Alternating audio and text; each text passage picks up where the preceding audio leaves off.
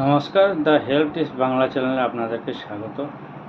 প্রতিবারের ন্যায় এবারও আপনাদের সামনে যকৃতের প্রদাহ বা হ্যাপাটাইটিস এই অসুখটা এই সমাজের মধ্যে খুব গুরুত্বপূর্ণ ঘটনা ঘটে চলেছে প্রতিনিয়ত।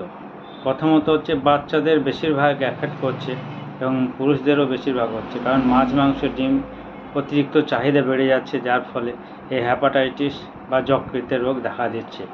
কয়েকটা কথা আপনাদের সামনে তুলে ধরা হবে।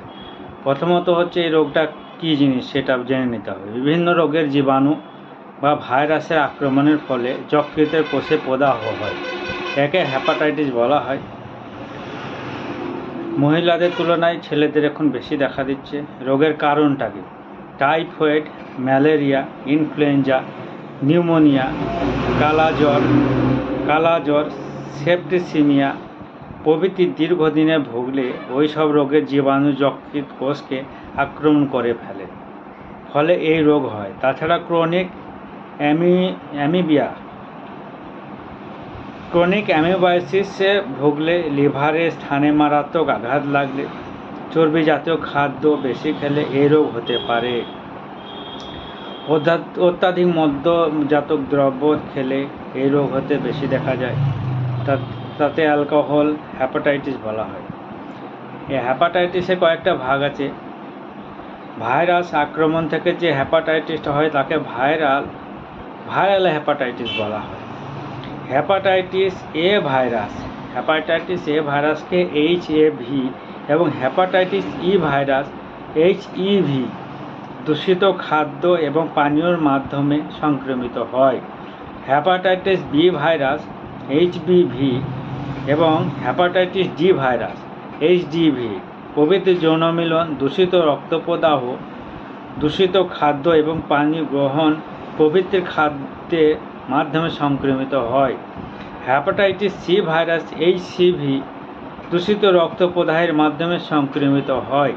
হেপাটাইটিস বি ভাইরাস HBV ঘটিত হেপাটাইটিস বেশি দেখা যায় সমাজের মধ্যে।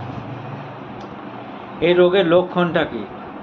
ডান দিকের ওপর পেটে প্রচণ্ড ব্যথা হয়, মোচড়া যন্ত্রণা হতে থাকে, ক্রমশ ব্যথা পিঠের ডান দিকে, বাম পেটে এবং বুকে ছড়িয়ে পড়ে। লিভারের স্থানে হাত দিলে তা অনুভব করা যায়। কাদা ন্যায় কালো পায়খানা হয়।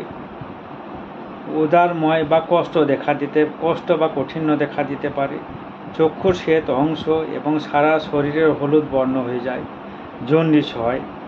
প্রস্রাব গাঢ় ও হলুদ বর্ণ হয়ে যায়। গা বমি দেয়। খাবার খেলেই বমি হয়ে যায়। তবে গ্লুকোজের জল পান করলে কোনো অসুবিধা হয় না। ক্ষুধামন্দা দেখা দেয়। মুখে ও গলায় তিক্ত অবসাদ লাগে, এমনকি বমি হলেও তা তেতো লাগে। অল্প অল্প জ্বর হতে দেখা যায়। শীত ভাব লাগে। মাথা ধরা থাকে। জিভ হাতে ময়লা জমে। রোগ যত বাড়তে থাকে রোগী ততই শীর্ণ দুর্বল হয়ে পড়ে। খুব ঘুম ভাব লাগে, কিন্তু ভালো ঘুম হয় না। শরীরে অস্থিরতার সৃষ্টি হয়। এটা বেশিরভাগই ওই যে সমস্ত বাজারে কিনতে এই পরোটা, মুড়ি, এইসব বাজারে যেসব কিনে খাওয়া যাচ্ছে এগুলার প্রতিফল। আর চিপ, কুরকুরে এই সমস্ত জিনিসগুলো আমাদের ফাইব্রয়েডটা বাড়িয়ে দিচ্ছে, লিভারে ইনফেকশন করে দিচ্ছে। তাই এগুলোকে এড়িয়ে চলতে হবে। এই রোগটা আমরা কিভাবে নির্ণয় করব? প্রথমত হচ্ছে রক্ত পরীক্ষা করতে হবে। পলিফর্মসিস বৃদ্ধি পায়। সিরাম বিলিরুবিনের মাত্রা বৃদ্ধি পায়। প্রথমত অবস্থায় 2 মিলিগ্রামে 100 মিলি এর ওপরে থাকে। রোগ মারাত্মক আকার ধারণ করলে তা 10 থেকে 12 মিলিগ্রাম পার 100 মিলিও হয়ে যেতে পারে।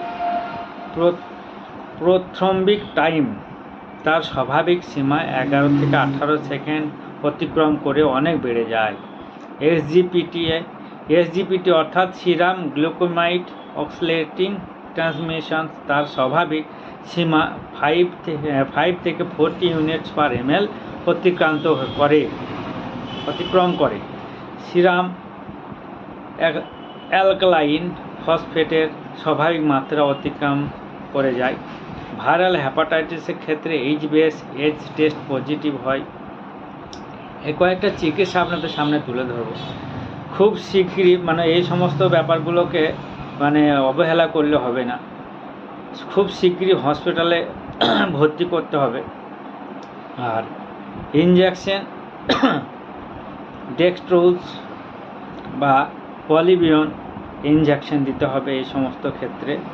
দ্বিতীয়ত হচ্ছে বমি বমি ভাব হলে তাতে অ্যাভোমিন দিতে হবে বা জোফার এমডি দিতে হবে, অথবা এর সঙ্গে সঙ্গে সরোবেলিন সিরাপ, লিভার অ্যাক্টিভ রাখার জন্য সরোবেলিন সিরাপ বা লিভ 52 এই সমস্ত সিরাপগুলো ব্যবহার করতে হবে। চতুর্থত হচ্ছে বি কমপ্লেক্স জাতীয় ট্যাবলেট খাওয়াতে হবে বা ক্যাপসুল, ট্যাবলেট তো হয় না, ক্যাপসুলই হয়, বি কমপ্লেক্স ক্যাপসুল খাওয়াতে হবে কিছু। এবং পায়খানা ক্লিয়ার রাখার জন্য জোফাল্যাক বা ল্যাক্সিক্যাম বা ল্যাক্সেটিভ যে সমস্ত সিরাপগুলো পায়খানা নরম করে সেই সমস্ত জিনিসগুলো ব্যবহার করতে হবে রাত্রিবেলায় একবার করে 10 ml করে খাবার পরে। আচ্ছা, কিছু জিনিস আছে সেগুলো রোগীকে 3 থেকে 4 সপ্তাহ সম্পূর্ণ বিশ্রামে থাকতে হবে। ডাবের জল,